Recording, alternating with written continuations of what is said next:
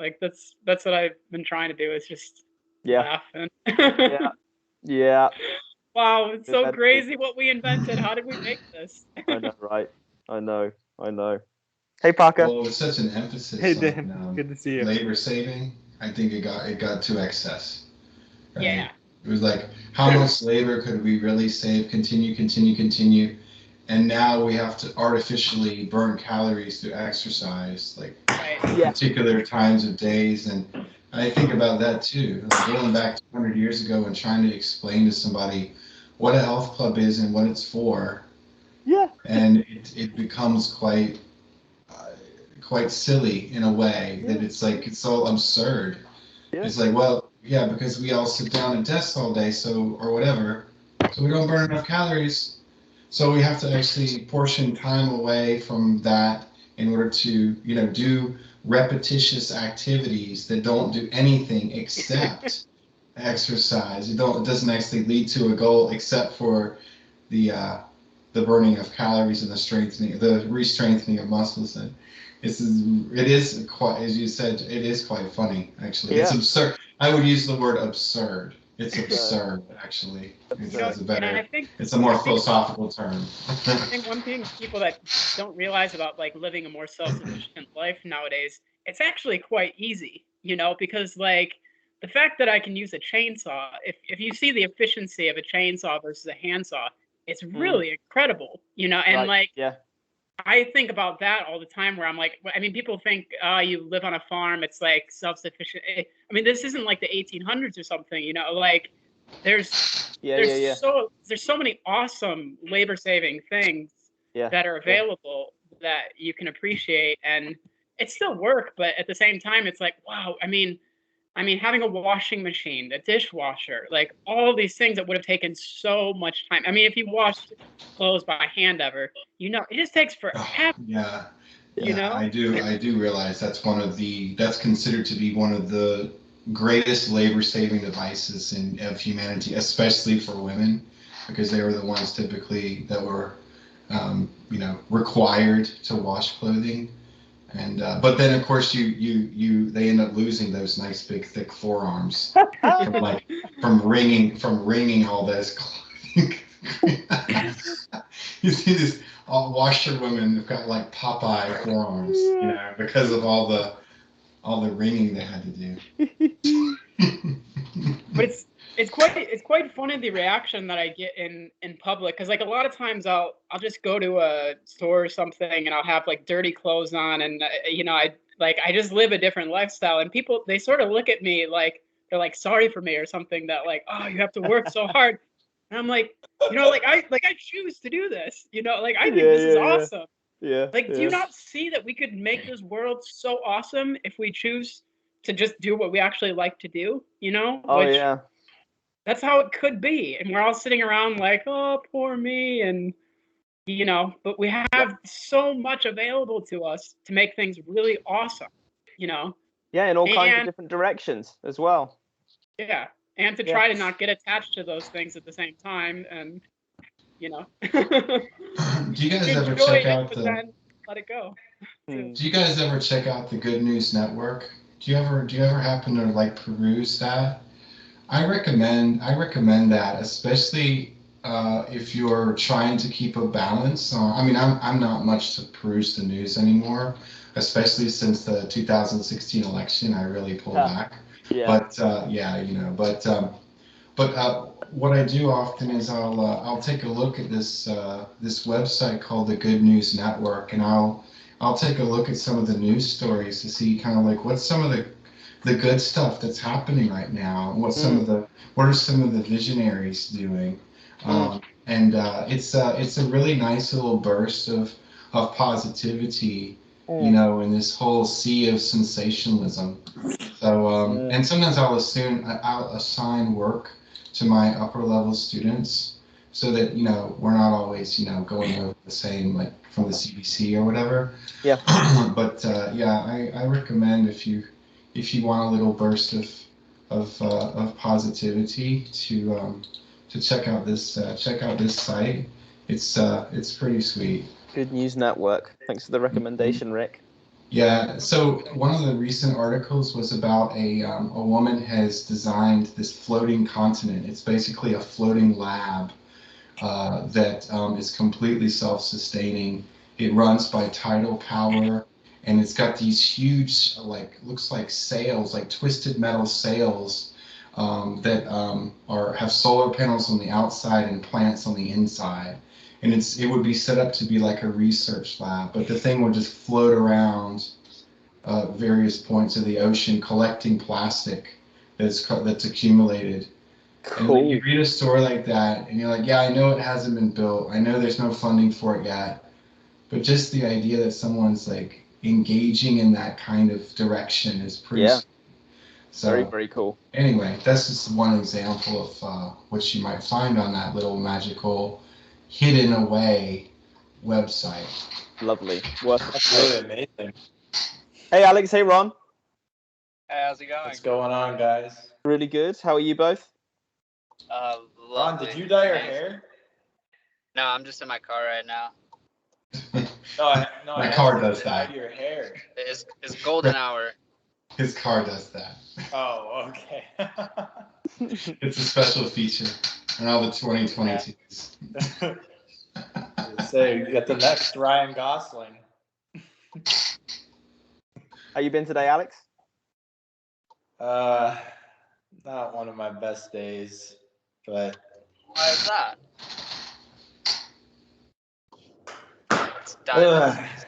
I'm honestly just scared to talk because I feel like y'all are gonna give me the machine gun of truth.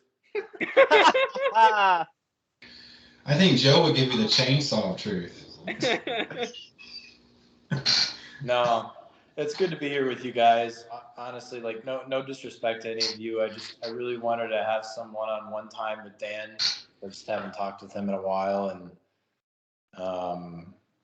he kind of has like a deeper background as to what has been going on with me personally. But that's okay. You know, we all are in the same shit, so I can trust that. This is for the most part just like casual meetups. Yeah. This is a little bit more casual, isn't it? But we do get the opportunity to go deep sometimes. Now, I know, Alex, we've been speaking for years now, and so, yeah, there's perhaps you'd have to fill in some more details if you wanted to fill the rest of the guys in. But we had some really good text messages this morning. Did you find those useful? You can say no.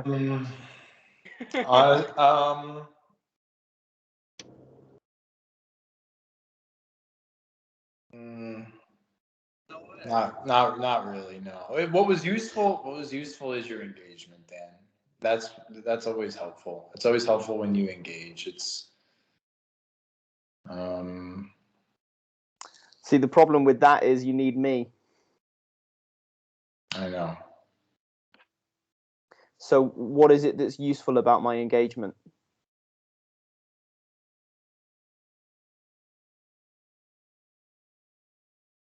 It might just be an outside perspective. I think sometimes when things feel so bleak and you begin to question the beautiful work and practice that you've cultivated, it helps that when you share it with someone else that,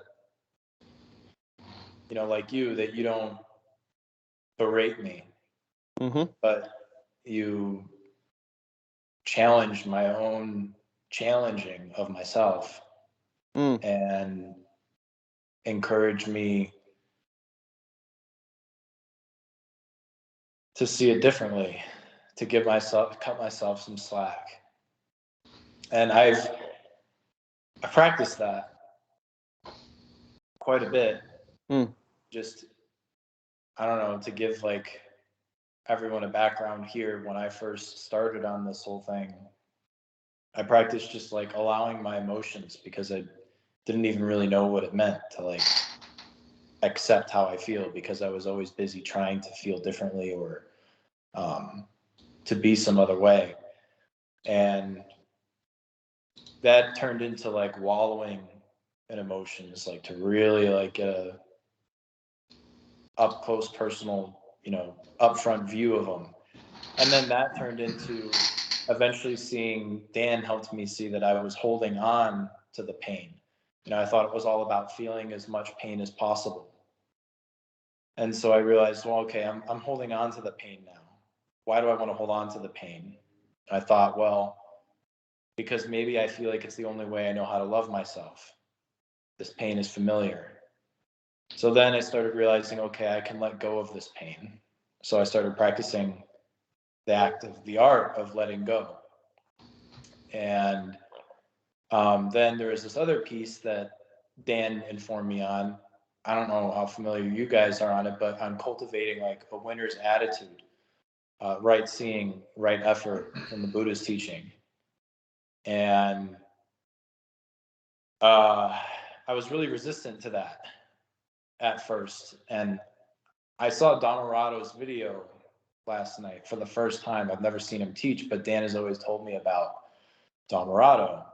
And in seeing his teaching, I'm surprised. Like, I thought I was going to be like, I don't know, just like confirm my practice, and I might leave with a couple tips here and there, but and feel generally overall pretty good and successful with what I've been doing. But after I saw his video, I could see how my practice and his practice overlap, but at the same time, I felt incredibly discouraged, because I think I've only begun to scratch the surface of what it is to actually cultivate a genuine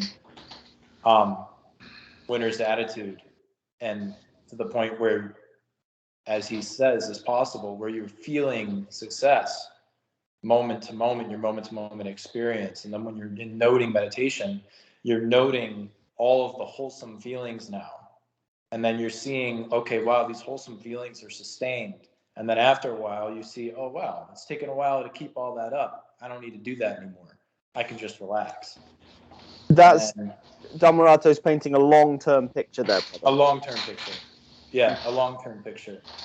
And I just got discouraged. I got discouraged, but I also got like inspired at the same time. I got intrigued. So good. I got off the video and I went to go wash the dishes, and I just tried to like try it out, try it all out. Like, notice, okay, he said, you'll start to notice almost every thought you have is unwholesome. And I started to see that. And he's like, well, then this is good, because now you start remembering, and then you can feel satisfied that you're remembering, and then you start to feel success. And for me, every time I noticed how much of an unwholesome thought I had, I would remind myself, like, oh, good seeing. And then with each unwholesome thought I had, it was like a downward spiral of, oh my gosh, dude, this is bigger than I ever imagined. I don't know how to do this. I'm a failure. I'm never going to be able to do this. And so the first time you try it? Yeah, but the thing is this isn't the first time. I mean, first time I've tried it by Dhammarado's translation. Well, I would say that there was an earnestness to what you were trying there as you were watching the dishes that you've not yet tried on for size. Does that make sense?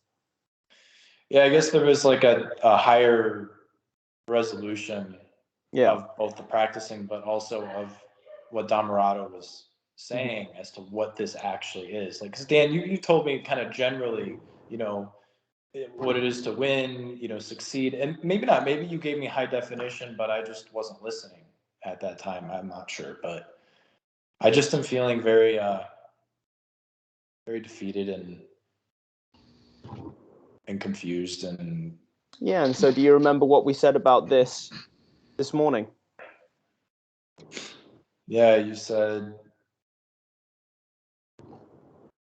you've been at this for 2 years and you listened to a new teacher, and just because you didn't do his technique A to Z, you're now berating yourself. Yeah. Yeah. And you see that too. I see that too. Yeah. Yeah. Great. dissatisfaction with one's practice is dissatisfaction.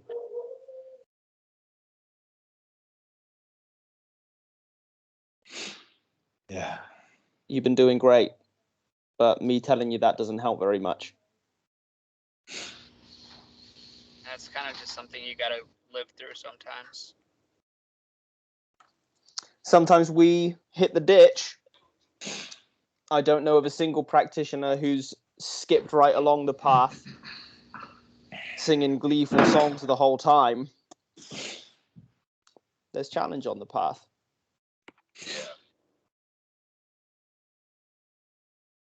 Yeah, I know that I've done well. Like, I know that I've obviously done things that are Admirable, brave, yeah. rare, beneficial, useful.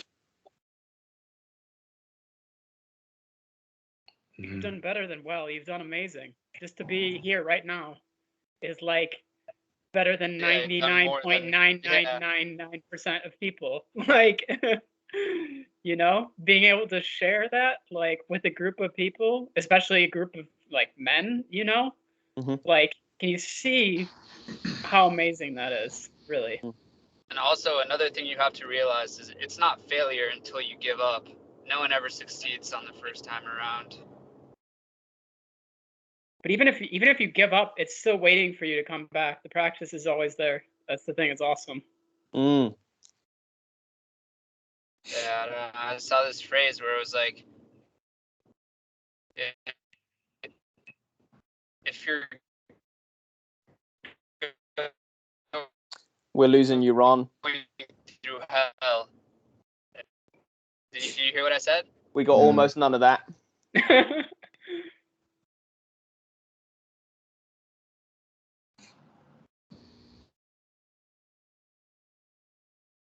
Many were the times, Alex, that I would be sat in the ditch thinking, how the fuck am I going to get out of this ditch? And of course, the practice was the way to get out of the ditch. None of it? Can you hear me now? You're still not great, Ron. Choppy. Hey. So it's kind of Can you hear me? self-perpetuating in a way. Still struggling, Ron. Maybe it's just my service. That's a little better. Oh, you can hear me better now? Mm-hmm. Yeah. All right, well, I just want to say what I said before I cut out was I read this phrase somewhere and I really liked it, and it just said, if you're going through hell, why would you stop? Huh. That's pretty great. Mm. I mean, I think that's part of why I'm so emotional about it, is because I know that there's no bone in my body that's ever going to stop until eventually I get off the merry-go-round, whatever that is, right? That whole the ultimate cessation, whatever that is. I'm never going to stop. I'm in for the long haul. I can't even imagine. Which I guess I could say that's a victory in itself, because I remember many times saying to Dan, I just want to stop, or I don't know if I really want to do this. I don't know if I really care about this. I don't know if this is really, what I want with my life. And Yeah. he just said, like, you don't need to. He said, no, but it's see, obvious. I think that's another dangerous trap, kind of the desire to want to get there. Yeah, it's also delayed gratification too. Instead of enjoying where you're at right now or trying to change the unwholesome to the wholesome right now, it's thinking at some point in the future I'm going to be enlightened and then things are going to be okay. So you've just traded like one storyline for another one. Yeah, and that was kind of we all something do, we all that do I had this. I mean, it's not something specific to you. I do the same thing, No, like, yeah. I do it all the time. I had a problem with that as well, where I'd kind of see, like enlightenment as the end all be all.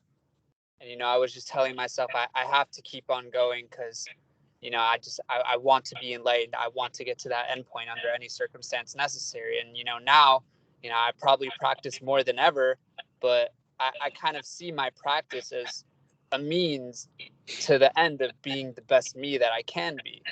And, you know, enlightenment or not, that wholesomeness is, it's a very real thing. And, you know, to pick that up, it kind of makes you more just content with whatever's going on right now. Like, you know, when you were saying that that change of attitude thing, like, I distilled that into me later. And, you know, I've been kind of trying to change my thoughts to more wholesome, and I've definitely like noticed the effect that it's had on me.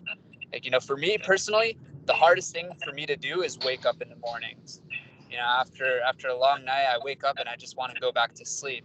And then, you know, I tell myself every day, you know, I get to wake up today. And, you know, I just changed to that, like, that winning mentality. Like, I get to wake up, I get to study, I get to go on this call, I get to eat food. Like, you know, just grateful about everything. Thanks, Yeah, guys. and there's that kind of more deliberate flavor that I've given you something of, but that you've really encountered to a greater degree for the very first time watching Dhammarato for that first time. Yeah. And the reason that, you know, you've had less and then a bit more and then a bit more of that from me over time is because of where you started. As I said to you this morning, you would have been very averse to Dhammarato's method where you started, and that freedom is bringing all methods together and seeing the wisdom in all of them. Now you're ready to check this out, and it's been a bit of a bumpy landing. That's okay. Yeah, man. You got to go through the lows to get to the highs. Sometimes it can help me to make sure that my body is comfortable when I'm feeling really overwhelmed, and like to put my hand on my stomach and like physically feel the breath, like a nice deep breath, and you can feel it going up and down. It's just kind of like comforting yourself, because one thing that you were saying is you were like, oh, I really need to talk to Dan because he offers, I can't remember exactly what you said, but you can do it to yourself too, right? Is that like you have the ability to comfort yourself too. It's really easy. You just have to like put your hand on your stomach. Some people put their hand on their chest. It can seem kind of lame, but like it really works, you know, because if your body is comfortable, that leads to your emotions being, it changes things, you know. And I know where you're at right now. You're like, oh, fuck this. I mean, this just ain't gonna work with me, you know. But you have to realize too, we've literally all been there, you know. Like I wouldn't be here right now if it wasn't for like feeling in states like you're feeling right now. Yeah, it's And part of the path. yeah, like it's just yeah. That technique is great, Joe. Actually, I was speaking last week with a student in Japan, and right before the call, she said that she had experienced an 8-minute earthquake.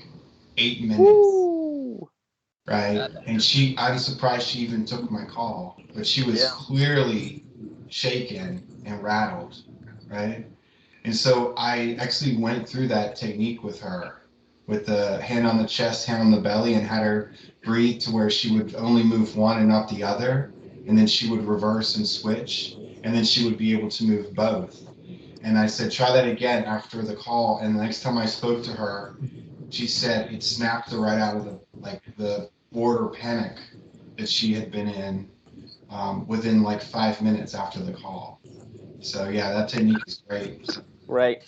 Great. The back to basics is a great way to go. I many times retreated back to the absolute basics. Just let me watch the breath. There are so many different teachings available to us in the 21st century, and indeed it did get overwhelming many times. And so something that I found that I could always retreat to was the breath. It is so real. And actually, Alex, that would put you right in alignment with what Dhammarato is teaching. Huge fan of the breath, old Dhammarato, Yeah. and indeed the whole lineage all the way back to the Buddha, because it's so real and it has this profound effect on the mind. And you've experienced this in samatha practice. You've had some real good sitting practice looking specifically directly at the calm abiding stuff, right? Yeah. Mm. I just, you know, it's a bit disorienting too because, you know, Dan, I don't know. I don't know if you told me this like back when we were talking, if I would have been completely averse if you kept mentioning it, because obviously, I don't know. It's very confusing to me now because on the Discord server that I've been a part of, it's been common practice has been to focus on the emotional experience, and the feelings, and to That is allow important. those and face them. I mean, that's And very important. yeah, It's right there in Anapanasati, actually. what's To study the feelings. So this is what I'm saying when I say that freedom is seeing the wisdom in all of these teachings and bringing them together. The Buddha included it all. Right there in Anapanasati, it's all there. so then why did Dhammarato suggest, you know, he said like if you wanted to feel any way that you could feel, how would you want to feel? Mm-hmm. And why would he ask that? Because it's Well, one thing that's very important to remember is that when you watch one of these videos, Dhammarato is speaking to someone other than you. He's having a conversation with someone who's bringing their particular practice and characteristics to the table. Yeah. Nonetheless, those kinds of questions are good to examine for ourselves. And the power of a question is in the questioning. How would you feel if you could feel any way you want? Just something to ponder, isn't it? I think a question like that helps us ground ourselves. I thought the whole point is to let go of wanting. Well, yeah, you see, again, we're kind of ripping it out of its context now. And the temptation to take one piece of Dharma from over here and apply it to a question that was asked over there is always strong. Yeah, but the thing is that's not my intent. I'm not trying to rip anything away. I'm really trying to make sense of this whole process for myself. And it sounds like the more and more I hear different techniques, it's more of like a prism. And there's like, you know, rather than like a line or a curve or a prism, and you focus on this point, and this point might not have anything to do with that point, but they all kind of connect in a way. They're all kind of interrelated, rather than it being a single line. I mean, I don't know. I mean, when he says,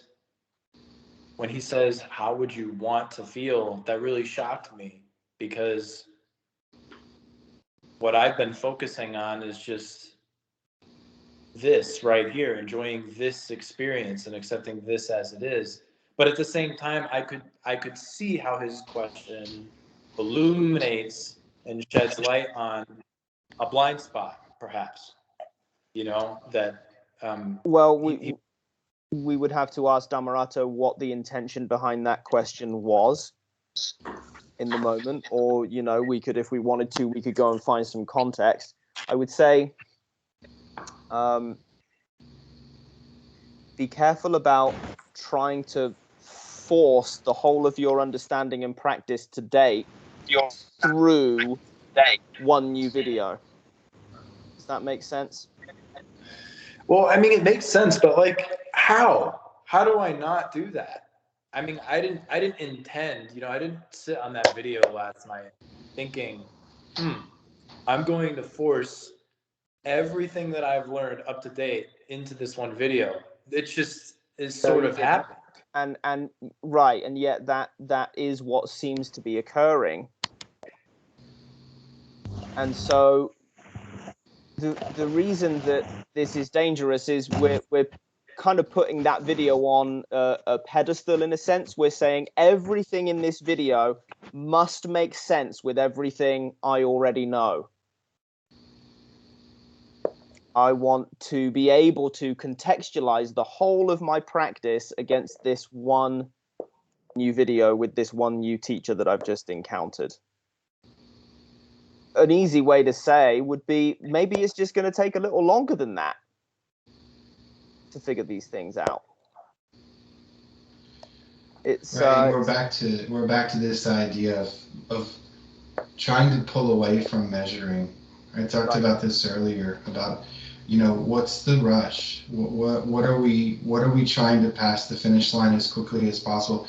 I think that's an assumption by our culture, our common culture, of trying to get things done in the most efficient manner as possible, and we end up putting these expectations on whatever quote unquote goals that we have, and it leads to this sort of very harmful self-critical measurement in many different aspects, even meditation, even along the path,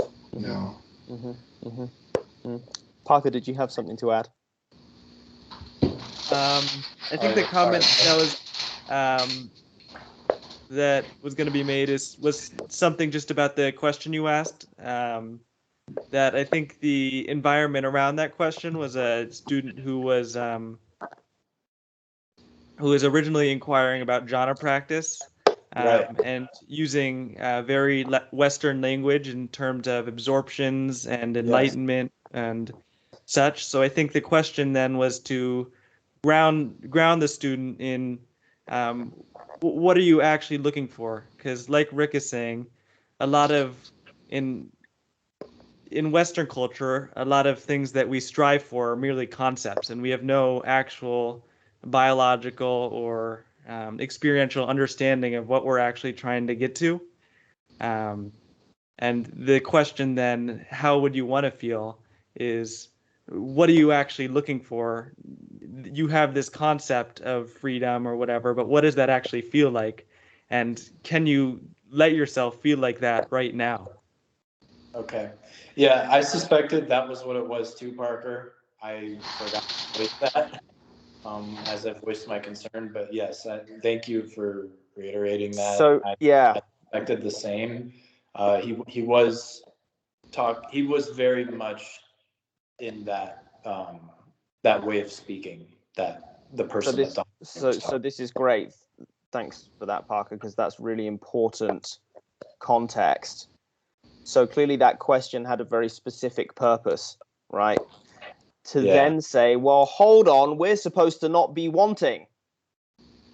I know. I have a way of, like, when I listen to people, instead of taking into consideration the person on the screen, I imagine that person is talking to me, and like pull the conversation toward me as if I was being asked a question. So I get it. Maybe it simply wasn't meant for me. Because honestly, I know I feel arrogant in saying all this, but I know what all of you are saying. I'm right there with you guys. I know that it's important to not fantasize about someday enlightenment, and that it's really about this here right now, this experience. Whenever my mind is going off or interested in something else, that's just an indicator that there's something about here, this experience that I'm not currently accepting.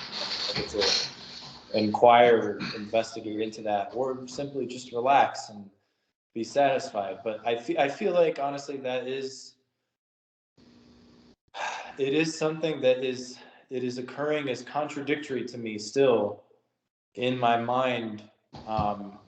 The idea that you could literally just relax anytime any unwholesome thought comes up, and just relax from any unwholesomeness altogether.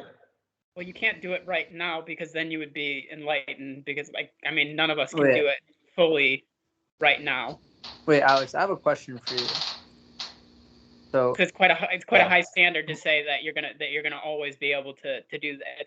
It's like another unwholesome thought on top of the unwholesome thought to be like, oh my God, I'm not able to change this unwholesome thought and relax. Why can't I relax? Right. That's measuring again. That's standards again. Yeah. So Alex, Yeah. I have a question for you. Do you enjoy your practice while you're doing it? I have been enjoying it. Yeah, I have been. But since seeing the video yesterday, I feel like I've been thrown for a loop. So I don't know anymore.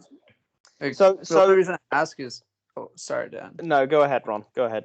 I was just saying the only reason I ask is because, I completely understand where you are, and you can even ask Dan. I was in a position like that myself not too long ago, literally just a matter of weeks, and I just want to reiterate again. I think one of the most important things that you can apply to yourself right now is a change in perspective. Simply, stop looking at your practice as a means to an end. Don't tell yourself I'm practicing to be enlightened one day. Just change that attitude. Say, I get to practice today. Instead of seeing it as a means to an end, see it as something that you do just to do because you want to do it, because you enjoy it. I think Alex has been doing pretty good with that on the whole. I think that what's happened is that this video has thrown you for a loop, hasn't it, brother? Yeah. And, thanks, Ron, though. No, of course. Yeah, I mean, this is all really great stuff. I'm sure Alex is appreciating everyone's kindness. We often tend to put Dharma teachers on a pedestal because what we're talking about here sometimes has labels like ultimate freedom attached to it. A kind of pedestal is often created in the mind, and yet in every other walk of life, experts disagree. Now, they might disagree even when they agree. And what I mean by that is we're entrapped in words. These experts have to use words to communicate their understanding, but the words are not their understanding. And Dharma teachers have to use words too. We've used the analogy before of the fingers pointing at the moon.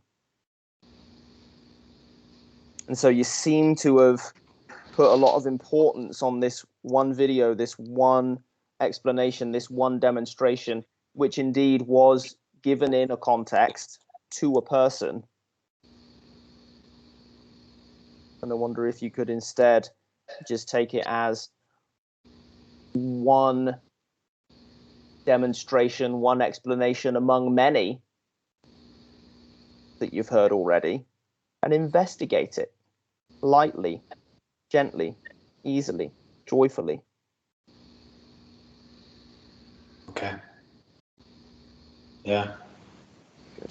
Just to swoop in there, what are we talking about, Alex? Alex, You mentioned.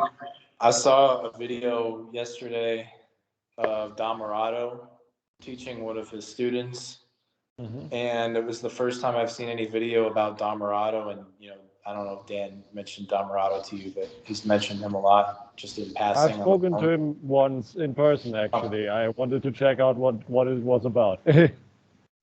Oh, wow.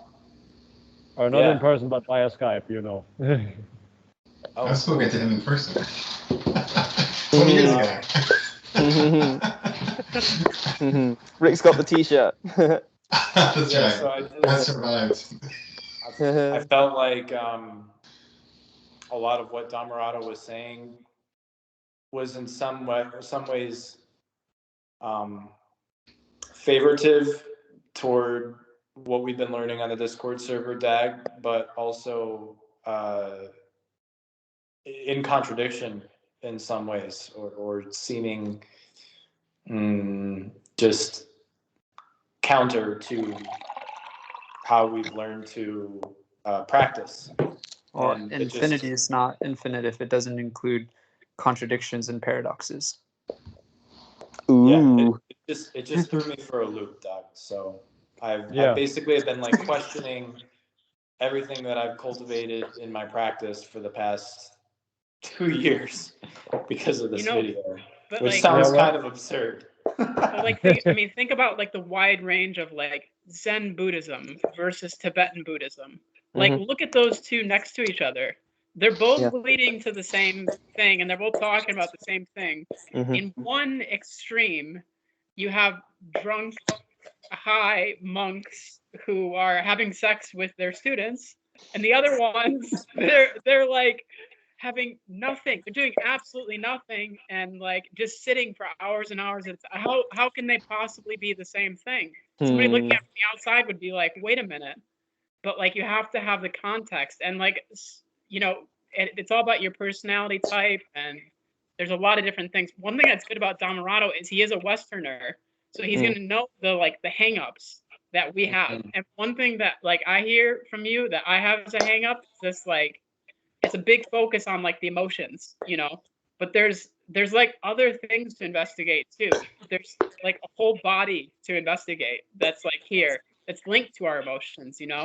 And if we can manage to like relax our body, a lot of times that leads to a more relaxed mind. It just does, you know.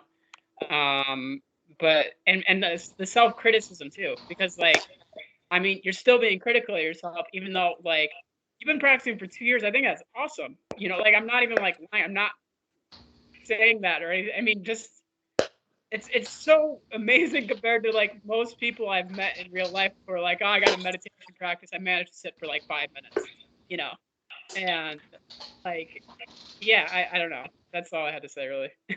No, it is. Thanks. It's just objectively a wonderful thing, and when we're down in the ditch, it doesn't feel like much of a wonderful thing.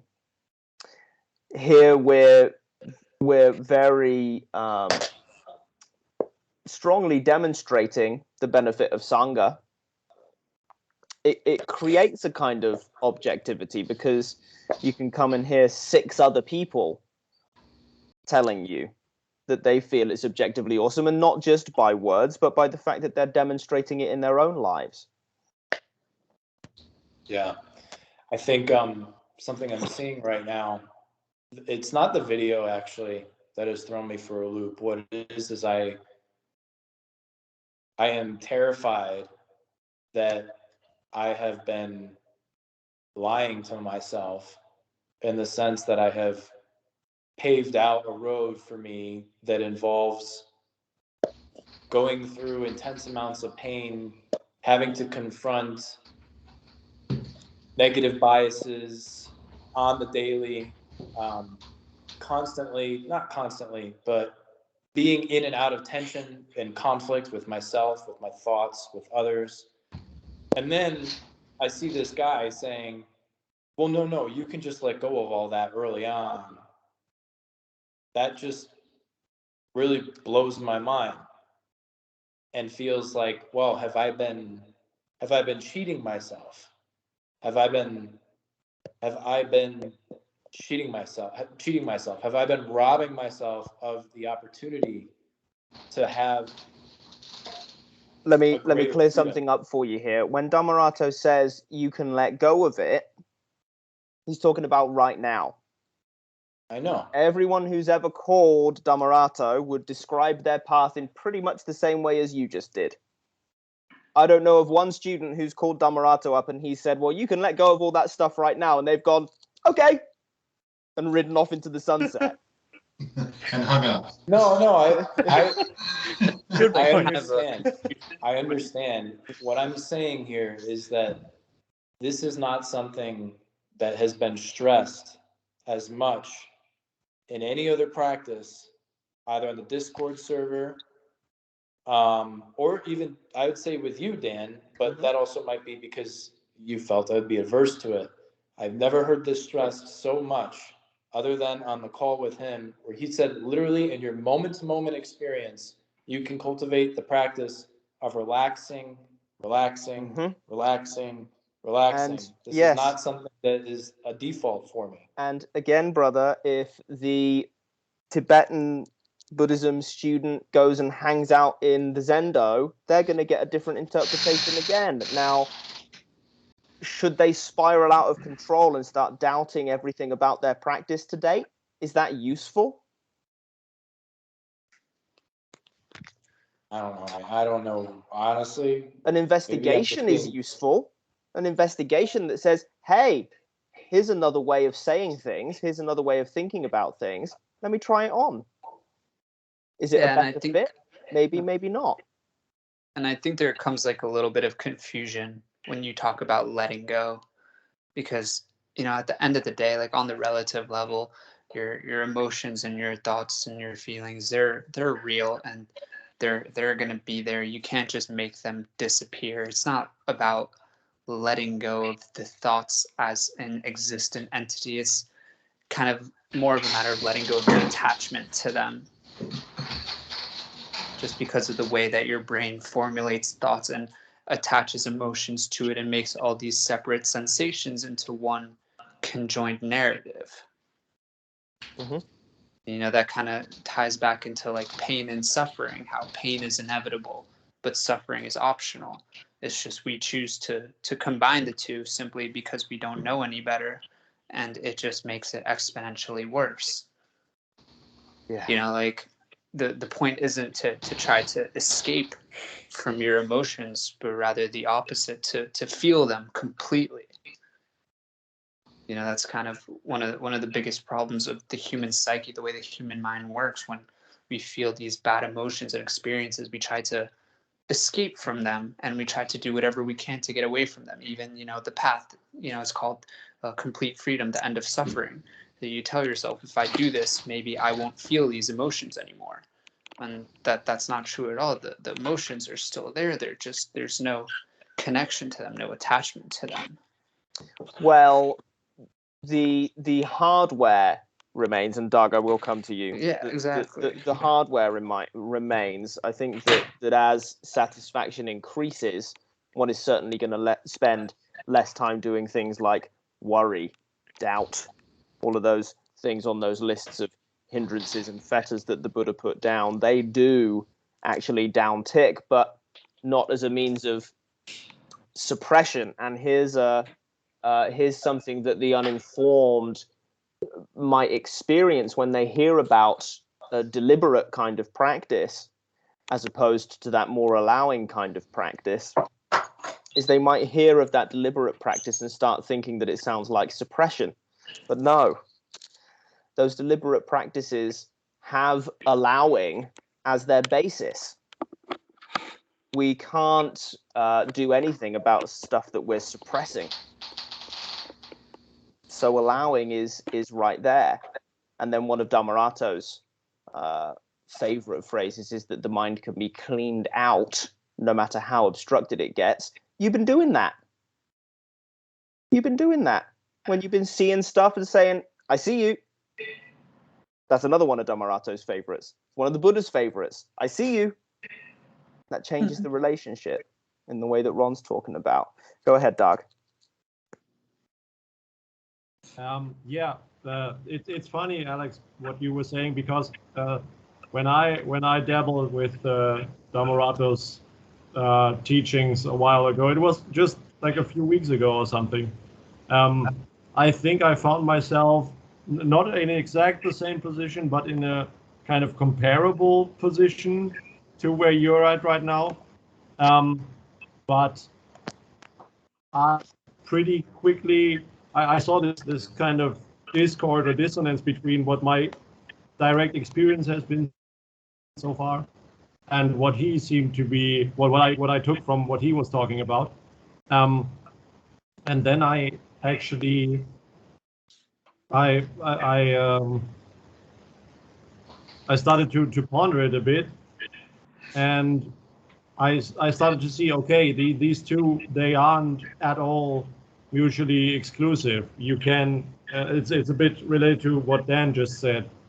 It's you of course can face all the pain and make that a practice, but you can simultaneously also start to learn to see, okay, do I have to pour more gas on that fire that has already been burning for a couple of years, probably, mostly subconsciously, or can I also learn to let that to not even put it out, but to let it burn, but to not put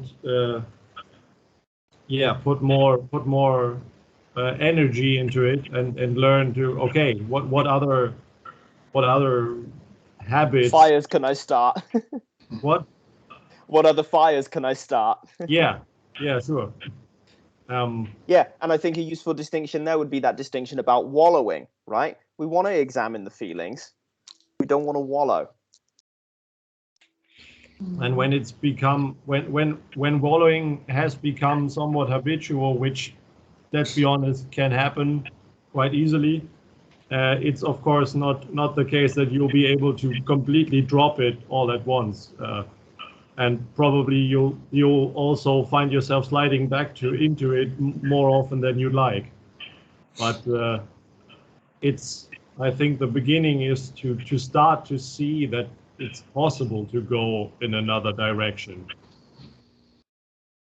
Yeah, and of course you're always steering the ship.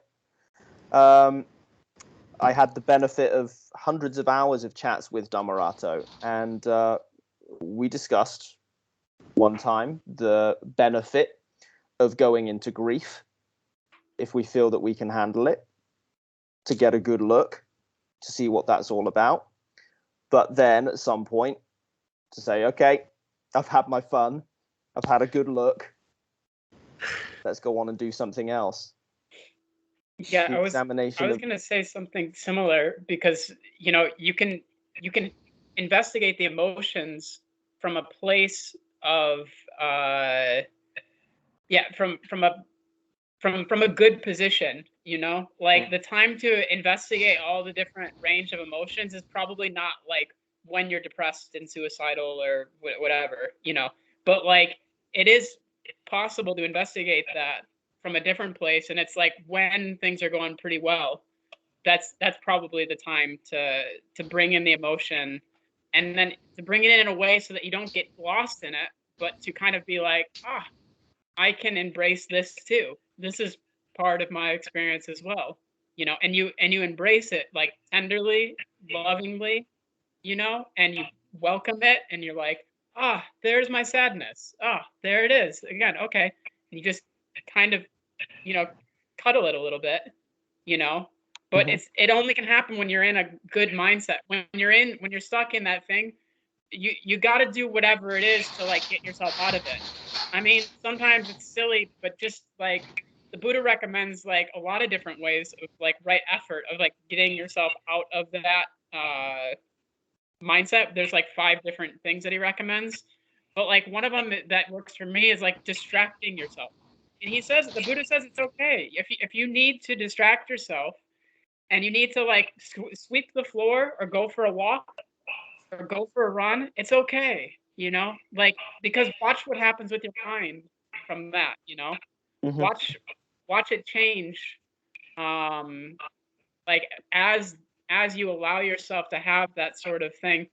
Because for me, I mean, I get stuck in the spot that, like, maybe not what you're in right now, but a similar sort of thing, and I just dig into it and dig into it and dig into it and investigate and investigate and investigate, and I'm like, God, this still fucking sucks, you know. And it's not the time to do it, you know, because like it just doesn't lead to a good place, really. And you've had everything along that spectrum, haven't you, Alex? Yeah. You've had moments of the digging in, and you've had moments of, well, we've used samatha, haven't we, to as the monks do traditionally, to balance the insight, right, to stabilize, to ground. Yeah. So you've experienced all of this, and I say that you've experienced all of this to give you a demonstration that to imagine that all of your practice to date has been wasted is absurd. To come back to that. I don't think it's been wasted. I just quite blatantly do not feel like I understand what you guys are like. I feel like I truly don't understand. I just don't understand. I'm confused. You don't understand specifically what Dhammarato was saying in that video you watched? Is that the essence of it? I think you understand most of the things that we're saying. I understand what you're all saying. I understand what he said. I don't understand how you said allowing is. It's the same old thing we've been talking about for. It's that same sticking point. It's that months, same sticking and- point. How And I could feel so much shame. I'm not trying not to get it. I just don't get it. I'm not going to it's a pretend. tough one.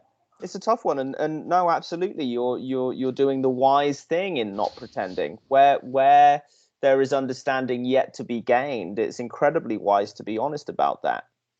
I have to go in 2 minutes to a work meeting, guys, and I so appreciate you guys sharing and talking. It's been a little triggering because sometimes I feel as though I'm being talked to as if I don't know what you're saying, and so I look like the one that is like at the beginning of the path, and you guys are all ahead of me. But I know that's just me, like talking to me. But dude, like literally, I like a couple appreciate weeks it. ago, I was like in bed, like curled up in a ball, like I couldn't fucking function, you know. So like, I get it. I get you know, it. trust me, there's Yeah. no way that I'm like ahead of you, like zero chance. Just thanks everyone for like entertaining me and you know letting me use this hour of all your time to talk about my stuff. I really appreciate it, and I'll see you guys next week. Good. Yeah, Lots of love, Great brother. seeing you, Alex. Have a can nice I meeting. say one more thing? That it's a quick one. Okay. My experience is that probably everyone has their own like sticking points, and they may be different for everyone. But my experience is that everyone might have one or several things that come around again and again, where you're like, "Fuck, I still haven't figured this shit out," Yeah. Mm-hmm. and that's all right. Mm-hmm. Yeah. Thanks, guys. I gotta go. Love you. Okay. Bye, brother. Love you. Bye bye.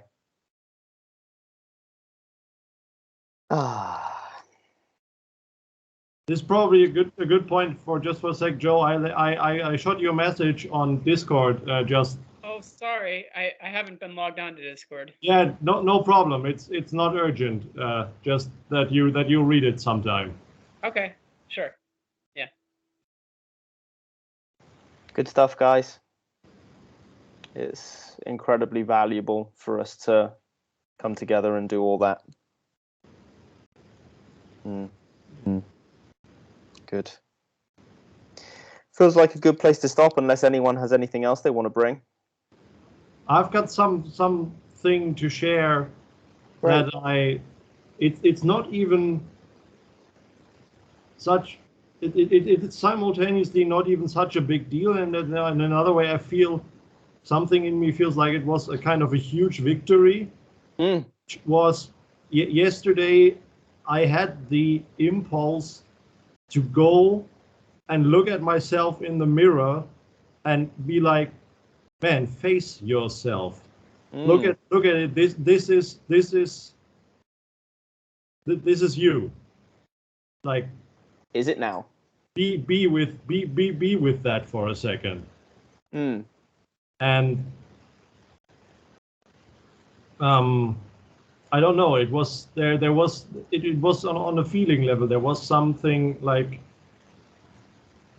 benevolent and strong about it. I don't know. It felt a bit more like there was a significant increase in at least being able to face present experience, even if it's not necessarily pleasant, and even if the shit that was there before is still there.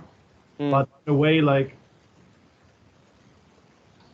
I was like, yeah, at least for a while I got this. Mate, love it. Yeah, I love the sound of that. Sounds like a huge victory to me. Yeah, and it's really peculiar. There was a certain feeling about it that's really hard to put even into words even, but it was, I don't know. I just the memory feels pretty significant. It feels like something pretty significant happened, even though it wasn't that much of a so to say big thing. Yeah, I wonder if you could find any opportunities, brother, to bring that same quality to any other experiences. I don't know Yeah, what we would well- call that quality. Maybe like a kind of a self-honoring. Yeah, well, today I took a walk to town, and for some reason or other, suddenly the whole experience became pretty trippy, and there was quite some fear and anxiety involved. Mm. And I think that could have been a point where earlier or before it might have been something that could have sent me into even deeper realms of intense fear. Mm-hmm. But at least today, it was something that I kind of felt it was manageable. Yes. And I'm not sure.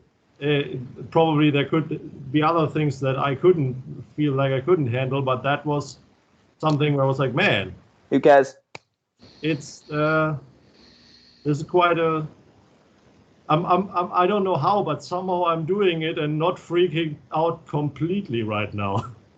And that I got this is precisely right attitude. I can handle this. Yeah. Yeah. I think that's something that's really slowly starting to arise a bit lately. Good shit. And actually, Doug, knowing what I know of how things are for you, that's a really strong place to get some momentum. I can handle this. I can handle this. Yeah. Yeah. I can see that being a good one of the 8 to continue One to of the 8? cultivate. Yeah, the Eightfold Path. Yeah. I know you've been doing a little reading on Buddhism, so. Yeah, it's actually that's the principle behind this is something that I've been using a lot lately in I think at least on a semi-daily basis. Very good. Huge victories from where I'm sat. I love the sound of that. Yeah, it's good to see you guys. Likewise, brother. Likewise. Good to see you smiling. Yeah. Anybody else got anything they want to share?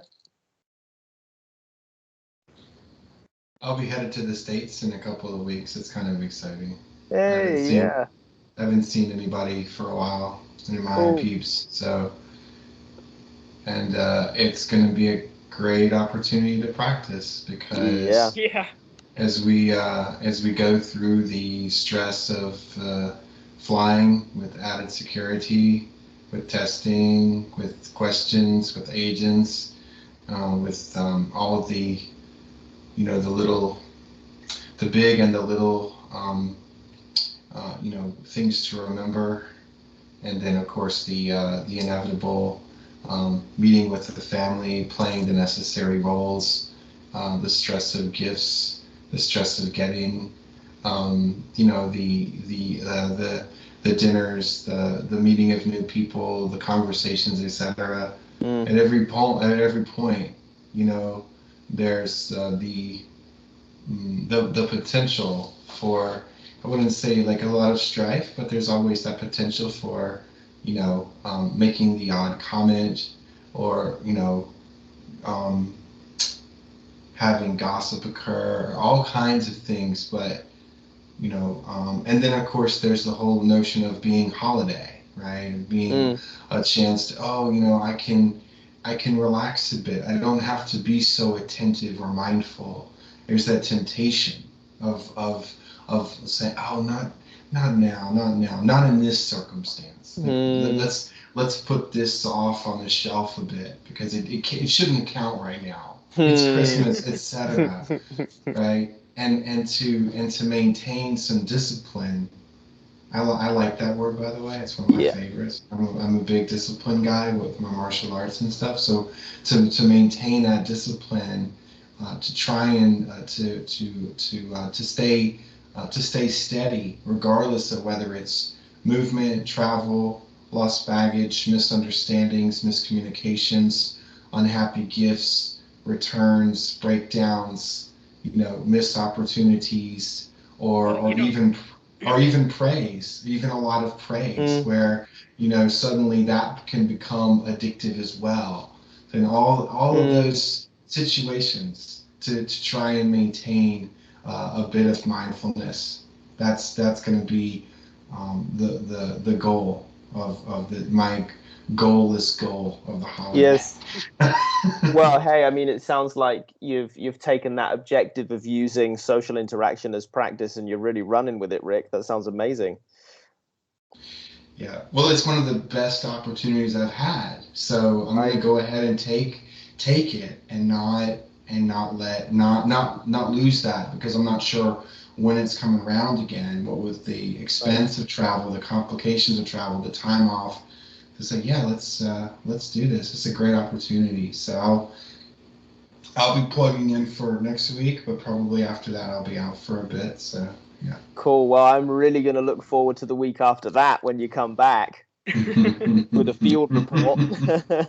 Okay. All right. I'll let you know how it went and how I'll be able to. I haven't been in the U.S. in like 7 years, so it'll be fun to hear from you what it's like. Sometimes I think about what it would be like to go back, and yeah.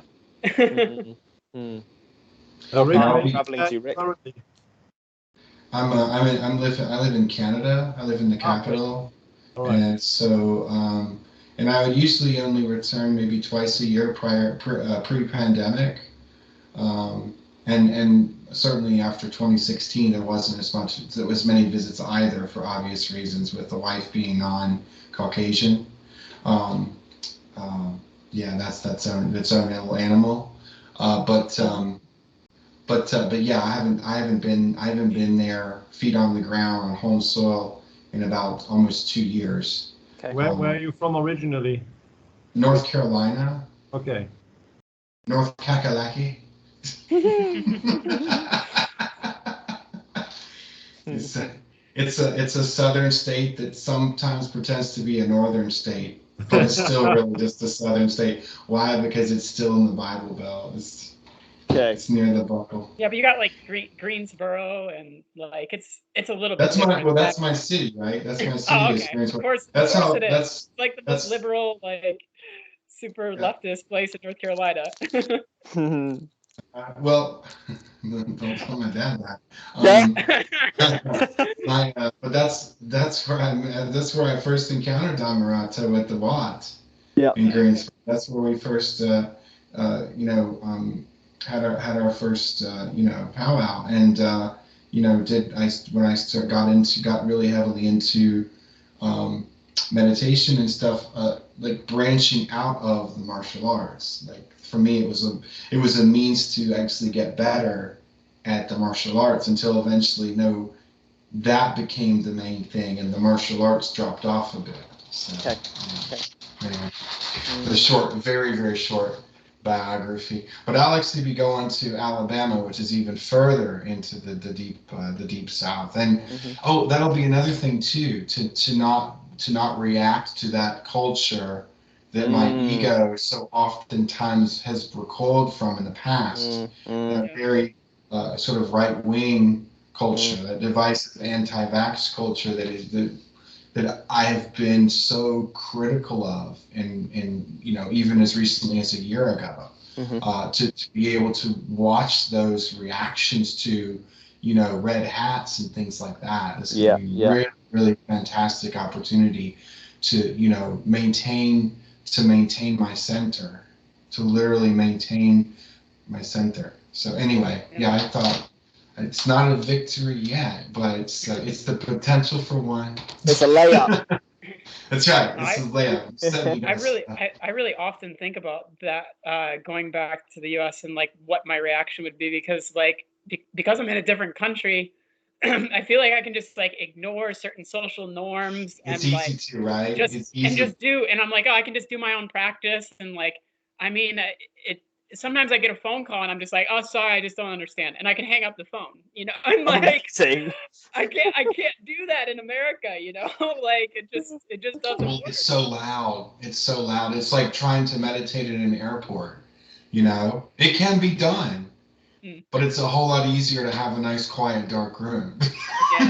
You can meditate there. There's no question. You can meditate in an airport, but you need to be a little farther along in the practice to do so. There's a lot more distractions in the U.S. Yeah, and especially like when my parents have visited me here, I'm like, oh, I'm so good. Like everything's you know, I can practice in any circumstance, everything's fine. And then your mom comes and like, it's like, That's what I'm talking about. Like, that's what I mean.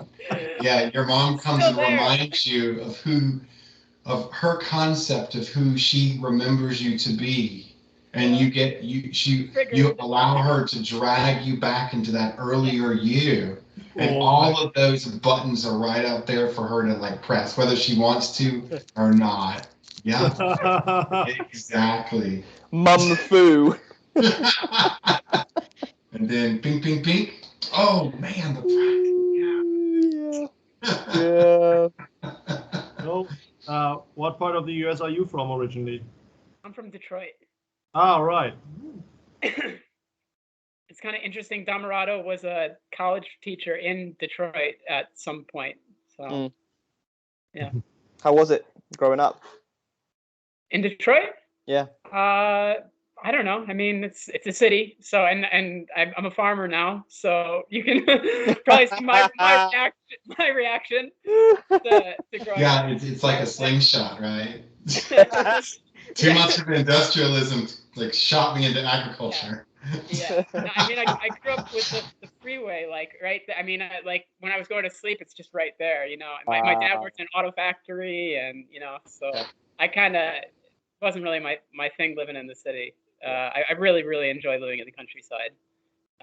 It's a lot more slower pace of life, but Detroit's a cool city. It's like really hip and like very like a place to move for young people now, and like very cheap to live there.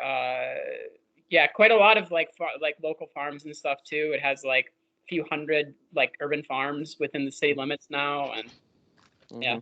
So there's those positive things there too. But the weather really sucks. Rains all the time and it's freezing. So. Okay. But I don't know why, but I seem attracted to places like that. I lived in Canada for a while, and then I lived in Sweden for 5 years, and I'm in a colder area of France now, but like it's still way better than any other place that I've lived in weather-wise. Okay. How's the weather there right now? Do you guys have any actual winter, or is it typically wet? It's like 8 degrees and it's wet, you know, because I live in the Maison region, and like it's just rainy like all the time. Yeah, but I mean, it kind of sucks like working out in the rain, to be honest. But the thought of working in the rain is actually worse than doing it, and it's one thing I practice all the time.